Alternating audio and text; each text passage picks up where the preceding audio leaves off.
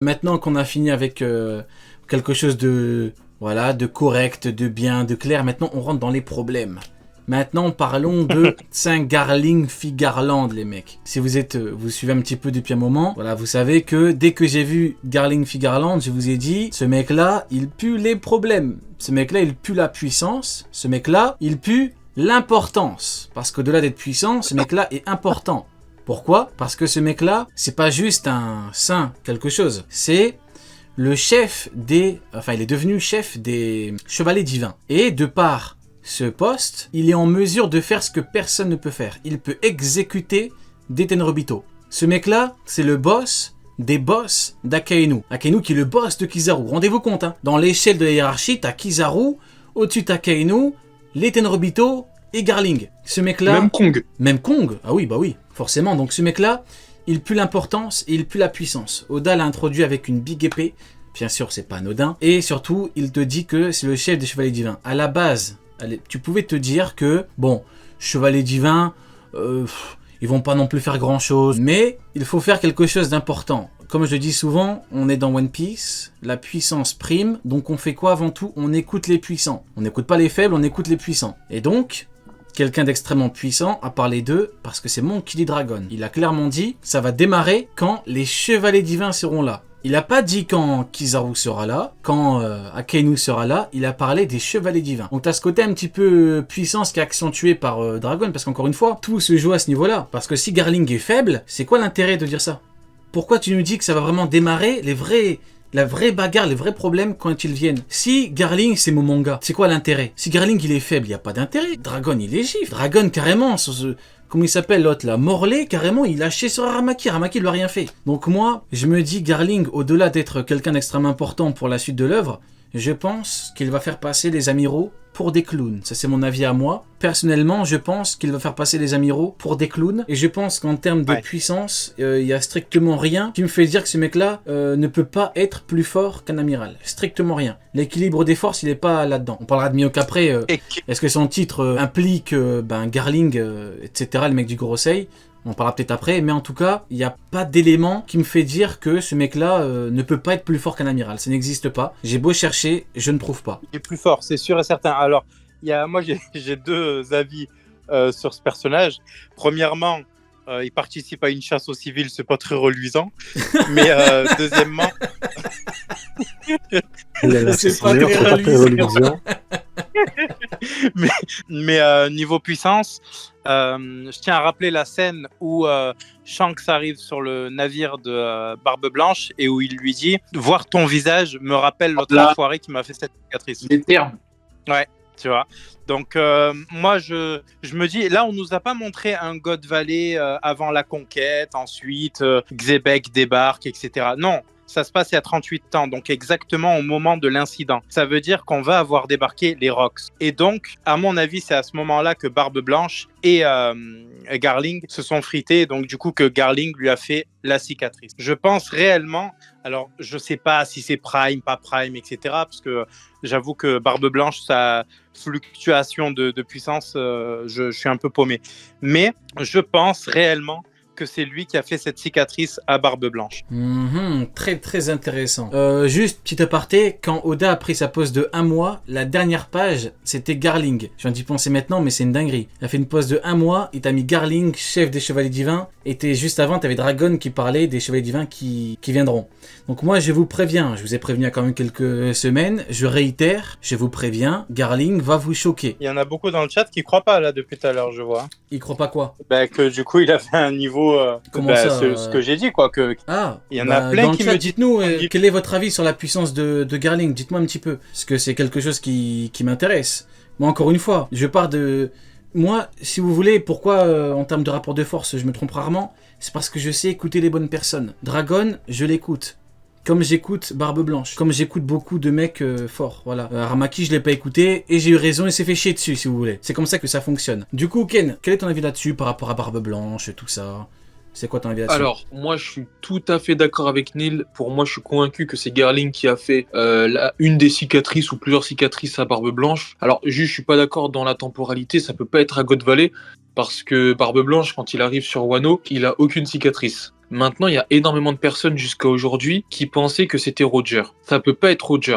C'est impossible que ce soit Roger parce que la dernière fois que Roger a affronté Barbe Blanche, c'était dans le flashback d'Oden. Et même à ce moment-là, Barbe Blanche n'avait aucune cicatrice. Et il l'insulte. Et c'est ça. En fait, bah, de un, il avait pas de cicatrice. De deux, quand il parle de ça, il l'insulte. On sait très bien qu'il aurait jamais insulté Roger. Même dans ses derniers à Marineford, tu vois qu'il éprouve énormément de respect et d'admiration pour Roger, malgré que ce soit un sujet sur lequel il s'en fichait. Mais quand Roger lui a parlé, lui a raconté et tout, bah, il a porté un tout autre intérêt sur le siècle oublié et tout, grâce à Roger. De toute façon, ils étaient amis, c'est comme ça. Et le truc, c'est que pareil, quand il y a le 0, Roger et Barbe Blanche, on a vu ce qu'ils ont fait. Ils ont bu ensemble, ils se sont pas affrontés. Donc Roger a pas pu lui faire une cicatrice à ce moment-là.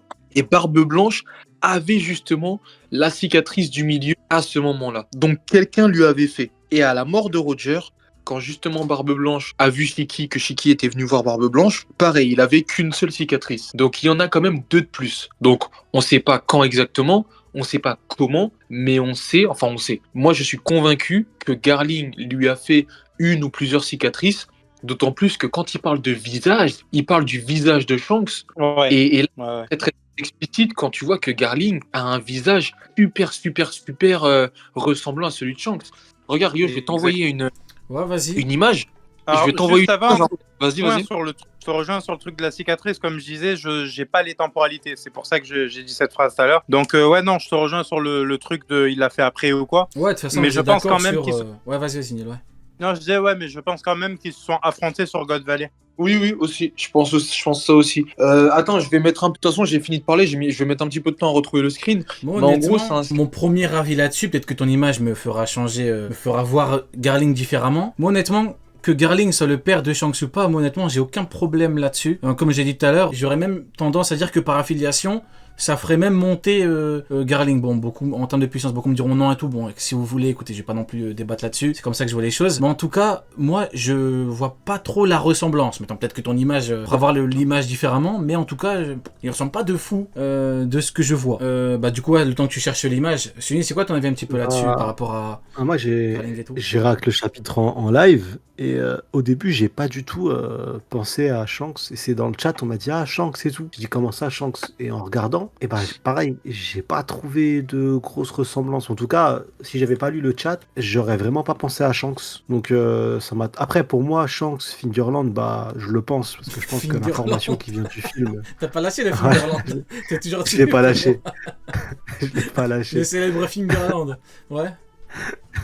Le célèbre. Bah, pour moi, je pense que l'information qu'on nous donne quand même dans le film, même si le film n'est pas canon en soi, je pense que l'information, elle n'est pas donnée au hasard et que clairement, Shanks, c'est bien un descendant de cette noble lignée de Tenryubito. Après, que ça soit son fils ou pas, honnêtement, je sais pas si ça change grand-chose. Pareil pour la cicatrice, si jamais c'est le cas, bah, c'est un beau clin d'œil, mais c'est tout, tu vois. Ça change pas grand-chose non plus à mes yeux. Donc c'est vrai que pour l'instant, en fait, Fingerland, de puissance. base, Ça peut changer au niveau de la moi, puissance c'est en fait. bah, moi, c'est juste les. Pas pour moi, parce que je me dis les propos de Dragon me suffisent pour me dire, ok, Ouais, je vois. si jamais et il a le statut de Big Boss, soit je me dis Oda, soit il troll. Et c'est une fraude incroyable. Et genre vraiment qui cache bien son jeu et on va bien rigoler. Soit c'est un monstre de puissance. Il n'a pas le choix. Après, pour moi, dans ma tête, lui, ça va être l'ennemi final de Dragon. Pour moi, c'est comme ça que je vois les choses. Quand il a été présenté, je me suis dit, voilà, Dragon, il va pas affronter Imsama,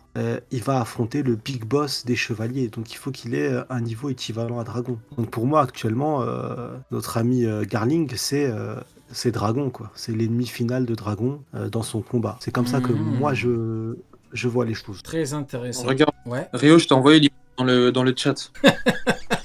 Qu'est-ce que c'est que ça? Qui a fait ça? Je sais pas qui a fait ça. Mais quand tu vois ça, quand même, tu te Je dis. suis éclaté.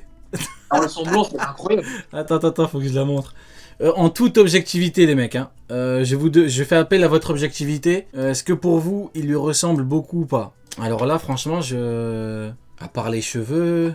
Après, bien sûr, c'est un personnage différent, c'est pas le même. Mais moi, je trouve que la ressemblance, elle est incroyable. Hein. Ouais, C'est moi, juste je trouve le- aussi. Ouais, je suis d'accord. Et écoutez pas Actu, lui, il a un agenda anti-Garling, donc il est pas objectif. Qui a un Il est agenda anti-Garling?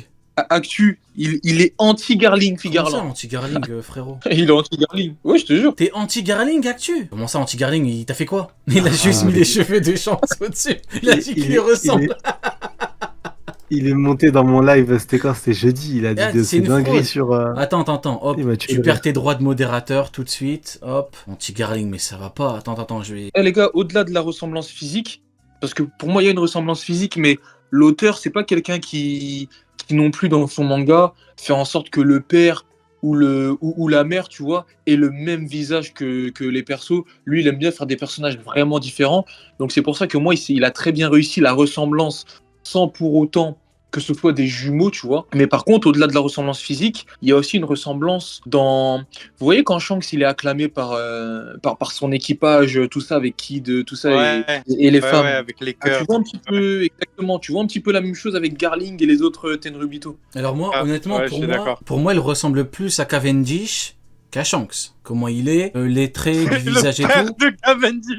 Bah franchement, Et le daron de Cavendish. pour moi, c'est plus le père de Cavendish que le père de Shanks. Honnêtement, Après, non, Oda, mais, dans les... non, mais, Oda, ouais, mais comment ça abuse? J'abuse pas, frérot, je donne mon avis.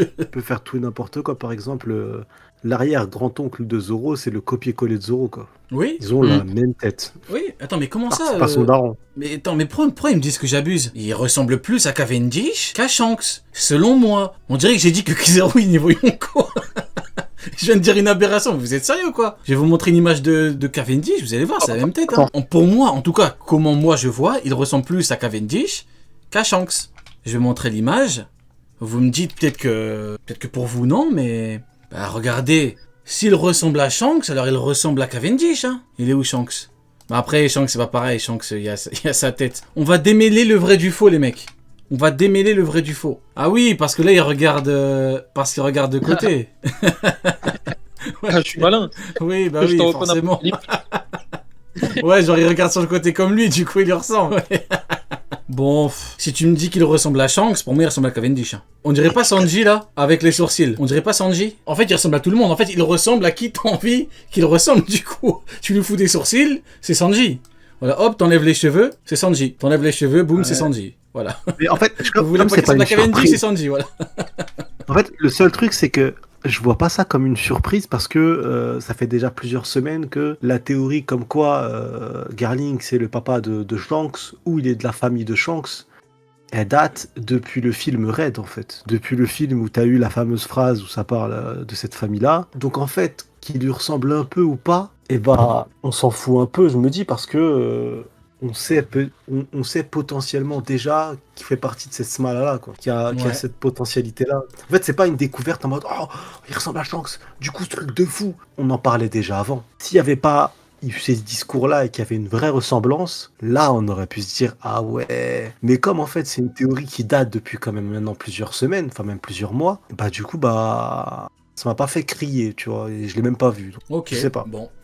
Bah voilà, du Je coup, trouve que pour les le... infos qu'on avait suffisaient. Voilà, du coup, voilà. Ceux qui disent qu'on parle trop de puissance, j'espère que vous êtes contents. Voilà, on a parlé de visage, de coupe de cheveux, de sourcils carrément. Et de regard. Voilà, j'espère que ça vous fait plaisir. On fera ça plus souvent. Mais en tout cas, voilà, apparemment, il ressemble à tout le monde. Si tu veux qu'il ressemble à Magellan, il ressemble à Magellan. Tu lui fous les cheveux et puis c'est tout. Après, Ishiji, Niji, Sanji, Goji. Pour lui, tu me dis, il s'appelle Rokuji. C'est le frère de Sanji. Hein. Bon, bah écoutez, franchement, chacun aura son avis. Hein. Là, clairement, là, on n'est pas comme... là, c'est pas de la puissance. Hein. Là, c'est comment tu t'interprètes le bail. Alors que la puissance, il y a des faits. Et la puissance, il y a une seule vérité. C'est il a ce niveau-là ou il a pas ce niveau-là. Alors que dans le flow, bon, bah écoutez, chacun interprète le visage du mec et son flow, ce que ça implique comme il l'entend. Voilà pourquoi c'est bien plus intéressant de parler de rapport de force. Mais bon, ça n'engage que moi. Du coup, maintenant, en termes de puissance, Uken, est-ce que pour toi, est-ce que tu peux le placer au-dessus des amiraux? Oui ou non? Pour moi, je sais pas que je peux, c'est qu'il est d'office au-dessus des amiraux déjà de par son statut. Parce que l'argument préféré des pro-amiraux, c'est de nous parler de place dans l'œuvre, de portrait réel et autres. Alors là, en termes de portrait réel et de place dans l'œuvre, faire mieux que Garling, c'est compliqué. En tout cas, aucun amiral n'a Les la place termes. de Garling.